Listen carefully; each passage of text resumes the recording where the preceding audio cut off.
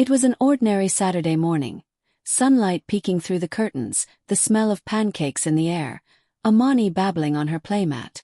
Ken had just left for work, promising to be back early so we could visit his parents later in the day. I was folding laundry when my phone buzzed. Message. Hey Natasha. It's been forever. I'm in town for a few days. Could we meet for coffee? Clement. For a moment I froze. Clement. A name that once made my heart skip, now tugging gently at a memory I thought I'd outgrown. I stared at the message, unsure what to feel. Surprise, nostalgia, maybe a touch of curiosity.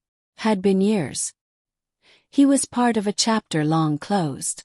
Still, part of me wanted to see what time had done to that boy who once wrote me letters full of forever. That afternoon, I found myself sitting at a small cafe near the University District. Clement arrived 10 minutes late, just like old times. When he walked in, I almost didn't recognize him. Taller, calmer, with a quiet maturity in his eyes. Natasha, he said, smiling. I stood, and for a second it felt like being 17 again. We talked for hours about careers, family, life. He told me he'd recently moved back to the city to start a business. When I told him about Ken and Amani, he smiled, genuinely happy. You always said you wanted a love that felt like home, he said softly. I'm glad you found it.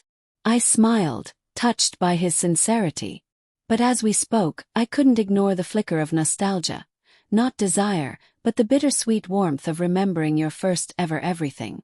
When I got home later that evening, Ken was playing with Amani on the floor, both of them laughing hysterically. For a moment, I stood at the door watching them, my heart full. He looked up and grinned. Hey babe, you're back. How was your day? Smiled. Good. Just ran into someone from way back. Really? Who? I hesitated. Not because I wanted to hide anything, but because I wasn't sure it mattered. Still I said it. Clement. Ken's smile faded slightly, then returned. Oh, the first love guy. I nodded, bracing for a reaction. He was quiet for a few seconds, then said, Well, I hope he's doing okay. I trust you, Natasha. Those 4 words, I trust you, Natasha, meant more than any argument could have. That night, as I lay beside him, I thought about Clement's easy smile, the memories, and the distance that no longer hurt. It was strange.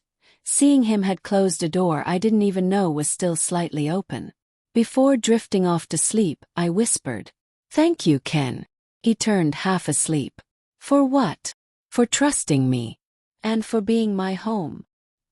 He smiled in the dark, his hand finding mine. Always.